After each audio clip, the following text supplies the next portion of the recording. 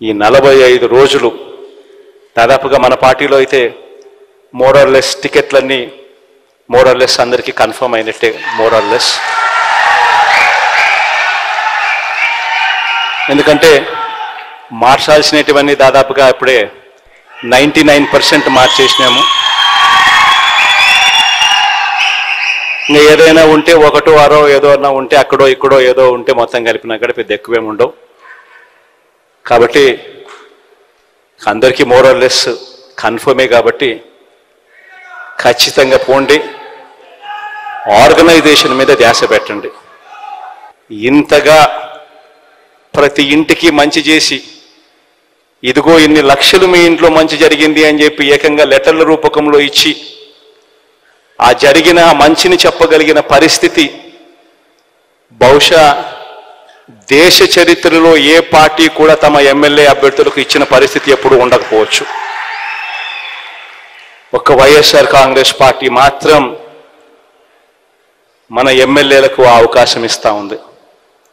కాబట్టి మీరు చేసుకోవాల్సిందల్లా ఇంకా ఆర్గనైజేషన్ మీద ధ్యాస పెట్టడం. రాబోయే రోజుల్లో నేను ఒకటే చెప్తా ఉన్నా, ప్రతి నియోజకవర్గం ఏ గ్రామం తీసుకున్నా అందులో 93%, 87% ఇళ్లకు మనం మంచి చేశాం. 93, 87 అయితే నగరాలు సిటీలు అయితే 80 ఎక్కడ చూసినా ఈ స్థాయిలో మంచి జరిగింది.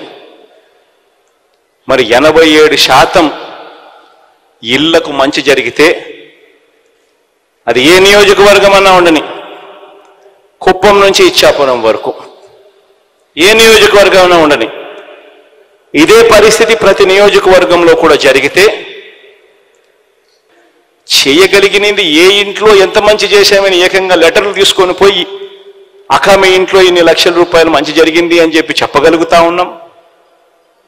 మరి ఇంత మంచి జరిగినప్పుడు ప్రతి ఇంటికి ప్రతి గ్రామంలోనూ ఎందుకు మెజారిటీ రాకూడదు? ఆ గ్రామంలో వచ్చే మెజారిటీ ప్రతి మండలానికి ఎందుకు రాకూడదు? ఆ మండలంలో వచ్చే మెజారిటీ ప్రతి నియోజకవర్గానికి ఎందుకు రాకూడదు అని అడుగుతా ఉన్నా.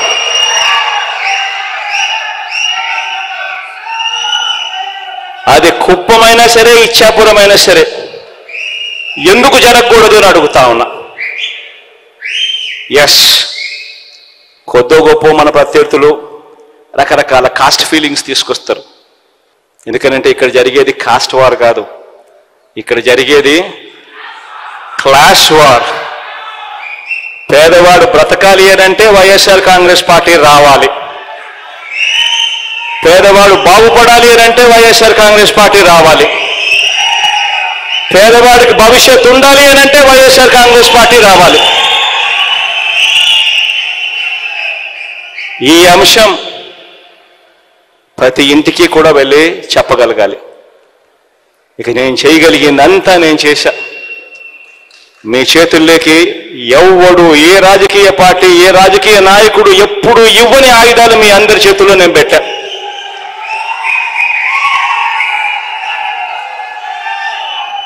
ఇక ముందుకు తీసుకొని పోయి ఎన్నికల్లో గెలిచి రావాల్సిన బాధ్యత ఇక కేవలం మీ మీద, ఈ 45 రోజుల్లో మీరు చేసే ఆర్గనైజేషన్ స్ట్రెంగ్త్ మీద మాత్రమే ఆధారపడి ఉంది అని చెప్పి మాత్రం చెప్తా ఉన్నా.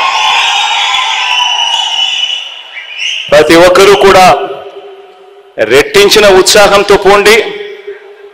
మంచి చేశాం, మంచి చేసి ఓటు అడుగుతా ఉన్నామన్న ఒక గొప్ప సంతృప్తితో పోండి. పోయి ఈసారి మాత్రం లాస్ట్ టైం నాకు 151 వచ్చాయి, లాస్ట్ టైం 22 ఎంపీలు వచ్చాయి. ఈసారి మాత్రం 175కు 175 రావాల్సిందే. ఆ దిశగానే అడుగులు పడాలి. 25కి 25 ఎంపీలు రావాల్సిందే అన్న దిశగానే అడుగులు పడాలి. ఆ దిశగానే అంతే కాన్ఫిడెన్స్తో అడుగులు వేయమని చెప్పి మీ అందరికీ కూడా all the very best wishes తెలియజేస్తూ సెలవు తీసుకుంటాను.